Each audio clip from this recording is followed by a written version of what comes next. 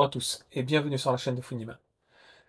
Les amis, on le sait, Nintendo actuellement, ils essaient de s'enrichir au max. Et là, plus je lis l'article, plus j'analyse, plus je me rends compte la technique, la procédure marketing de Nintendo, elle est quand même costaud, ambitieuse, un peu, je vais pas dire honteuse. On n'est pas dans la honte, hein, tous les coups sont permis, mais borderline. C'est-à-dire, ils augmentent le prix du hardware, des jeux, etc. Ils mettent en avant des accessoires pour les gamins, ils vont saouler les parents pour pouvoir les acheter. Ils vont mettre en avant maintenant toute une procédure où ils vont imposer les choses petit à petit. Et vous allez comprendre pourquoi je dis imposer de manière sous-entendue à première vue, mais en lisant à travers les lignes, c'est très subtil. Et du coup, ils veulent s'enrichir sur tous les fronts. Bon, on le sait déjà, ils ont instauré maintenant des mises à niveau des jeux. Zelda Breath of the Wild, Zelda Tears of the Kingdom, Mario Party Jamboree. Une mise à niveau qui est payante. En fait, rien n'est laissé à la légère.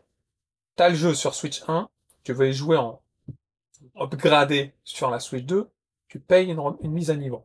Tu ne l'as pas sur la Switch 1, mais tu veux bénéficier sur la Switch 2, tu l'achètes au complet sur la Switch 2 avec cette mise à niveau déjà encore prêt, mais tu alignes les billets. Tout est bien fait. Et si tu veux pas payer la mise à niveau, mais quand même en bénéficier, de manière gratuite, soi-disant, il y a une solution. C'est ce que je vais évoquer avec vous. Franchement, Nintendo, ils sont forts. Moi, je vous le dis, ils sont forts. Et comme ils savent qu'il y en a beaucoup qui vont quand même acheter, et que les enfants vont saouler leurs parents pour l'avoir, etc., ils se disent, ah, tous les coups sont permis, on peut se permettre d'aller un peu plus haut, de gratter un peu plus. Et ouais, on est à ce stade. On va lire cet article. Bon, l'article il est discutable, mais il permet d'avoir une mise en matière qui est intéressante, une discussion à ce sujet. Vous voyez mon écran, le titre de l'article, Nintendo Switch 2. Vous ne voulez pas payer la mise à niveau des jeux, Nintendo a une solution pour vous. Vous allez comprendre. Lors de la présentation de la Nintendo Switch 2, Nintendo a annoncé que certains titres bénéficieraient des mises à niveau payantes. Comme je l'ai cité, Zelda, les Zelda, au pluriel, pas que. Cependant, sachez qu'il existe un moyen de contourner ce coût additionnel. Et moi, je vous dis ce moyen-là. Après, stratégiquement, c'est pas bête de Nintendo, vous allez comprendre. Alors, déjà, est-ce qu'il y a vraiment de nombreuses améliorations graphiques pour les jeux upgradés? C'est compliqué. Tant que j'ai pas les deux jeux et les consoles sous les mains, j'aurais du mal à me prononcer. Bon. Alors, Nintendo, il a dévoilé la console, la bête qui va succéder à la Switch, donc la Switch 2. Et lors de la présentation qui a duré environ 1 heure, le géant japonais a détaillé les fonctionnalités de sa prochaine console.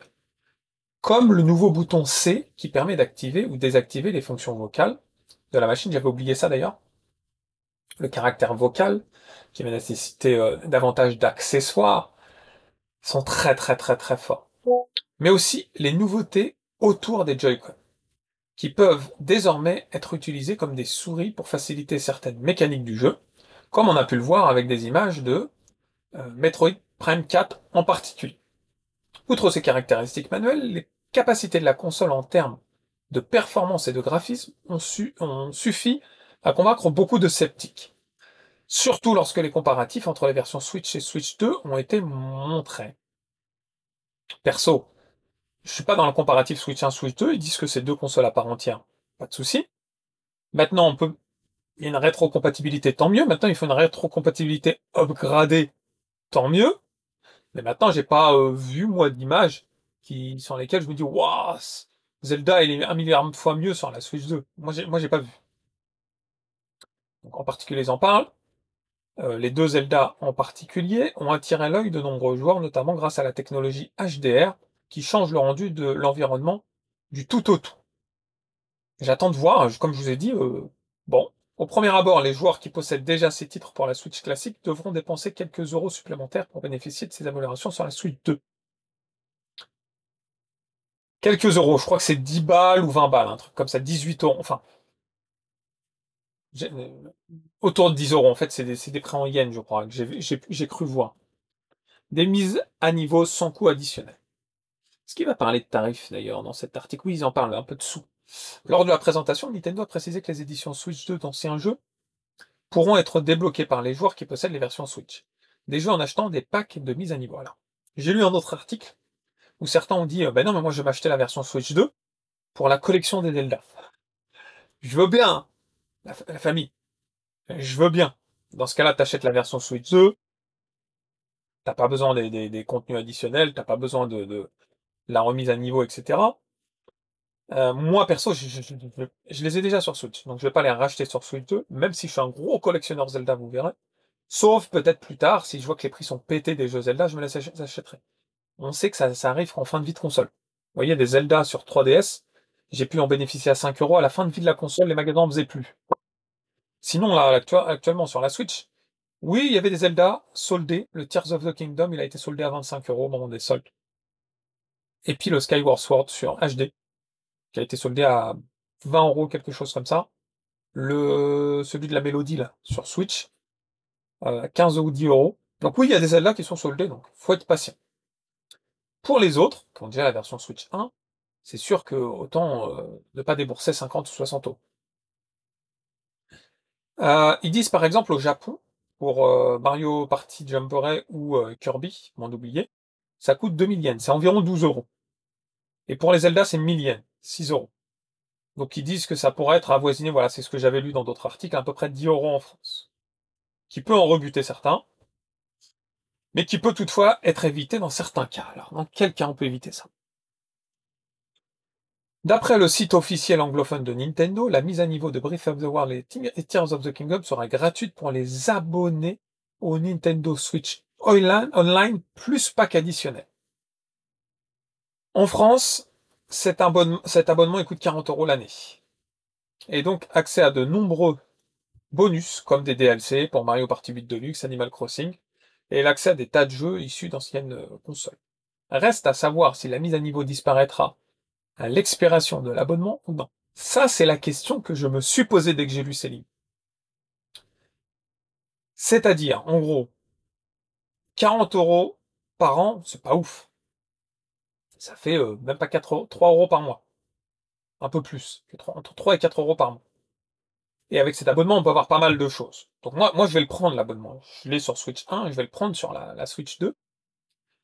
Et effectivement, si ça nous permet d'éviter l'achat des packs additionnels, c'est quelque chose d'intéressant, faut pas se mentir. Stratégiquement, c'est aussi intéressant pour Nintendo parce que vas-y, prends l'abonnement, si tout le monde a l'abonnement, ils se gavent, financièrement parlant. S'ils prennent pas l'abonnement et qu'ils veulent au cas par cas prendre ces jeux, ils se gavent. 10 € par là, par-ci, par là, 6 par là, 8 par là. Dans tous les cas, ils sont gagnants. Mais nous, à avoir cet abonnement, ça rajoute quand même, pour moi, une plus-value. Par contre, la question qui se pose, c'est, je prends l'abonnement, je déclenche la mise à niveau, je peux y jouer. Si j'arrête l'abonnement, est-ce que tout ça s'arrête, en fait? Ça, j'ai pas la réponse. J'ai pas la réponse. Lui dit c'est ce qui est fort probable, vu que c'est le cas pour les DLC actuellement. Donc, a priori, ça va être le cas. Moi, je pense que Nintendo, dans cette histoire, ils sont extrêmement malins. Pourquoi? La première chose, et qui est clairement pas négligeable, c'est qu'ils recyclent, mais très intelligemment. C'est du recyclage orchestré, stratégique, avec finesse. Ils recyclent le style de jeu, nomade, salon, euh, accessoires associés, manettes associées, qui ont la même configuration. Le fait de jouer à plusieurs, tout le tralala. Ils recyclent les jeux, Zelda, Kirby, Mario Party, etc. Mais ils les recyclent en se faisant des bénéfices, avec des toutes petites plus-values. Pour certains joueurs, c'est dérisoire, pour d'autres, c'est waouh, c'est génial. On va avoir un petit truc en plus dans des jeux qu'on a kiffé. C'est incroyable. Ils recyclent dans les abonnements l'ancien catalogue Nintendo. Ils recyclent très souvent en faisant également une extension au jeu. Je l'ai déjà expliqué avec Bowser Fury, etc. Ils recyclent les amiibo, les gars. Là, ils sont en train de sortir des amiibo pour pouvoir rejouer à tous ces jeux-là. Le recyclage chez Nintendo, c'est une marque de fabrique. Et pour eux, c'est un moyen de se faire bénéf, de se faire du pognon. Et ça, c'est clair, net et précis. Nous, on fonce tête baissée et on participe à cette surconsommation. Mais je dis pas que c'est quelque chose de négatif. Hein. Je dis on y participe. C'est une surconsommation parce que c'est pas un nouveau jeu. On reprend nos anciens jeux et on repaye pour avoir nos anciens jeux. Ça m'est arrivé, moi-même, hein, d'acheter des anciens jeux à 2-3 € sur voilà, grâce à de l'abonnement, etc., que je possède déjà en physique, en fait. Mais je me rachète, ouais, c'est 2 balles, c'est pas cher, je prends, je prends, je prends. Vous allez dire, Sony aussi ils le font sur le PlayStation Plus, mais non. Sony, ils ont un abonnement, et Xbox encore plus, où on va avoir plusieurs jeux gratos, et on aura un catalogue, qui va tourner de temps en temps, mais on a un catalogue. Nintendo, ils ont pas encore ce gros catalogue. Ils ont sur leur ancienne console, mais ils devront donner l'accès à une bibliothèque beaucoup plus large. Et je pense que ça va arriver avec le temps. Mais je trouve que Nintendo, il fait en sorte de vendre tout, en fait. Il n'y a pas de cadeau. Nintendo, il ferait jamais un cadeau. Ça, il faut être clair sur ça. Jamais de cadeau. Nintendo, ça va être, euh, comment dire,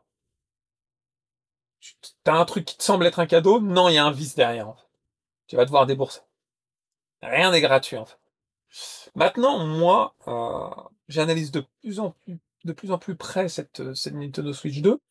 Je la vois comme un gros bijou de marketing commercial. Ils veulent vraiment frapper fort pour se faire du pognon à gogo. Mais à côté de ça, ils ont mis des moyens dans la console pour la rendre beaucoup plus puissante que les trois générations précédentes par rapport à la concurrence, en tout cas. Hein, repositionner la Switch à un stade plutôt intéressant pour la concurrence. On évoquera d'ailleurs dans une prochaine vidéo, sous peu. Mais quand même, on n'est pas des vaches à lait, les gars. Ah oui, c'est ça, il y a une bonne expression, ça. Pour finir la vidéo, c'était la bonne expression.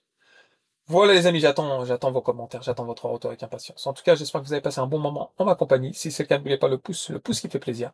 Et si c'est pas déjà fait, de vous abonner à la chaîne. Dans tous les cas, les gamers, je vous dis à très vite. Ciao, ciao.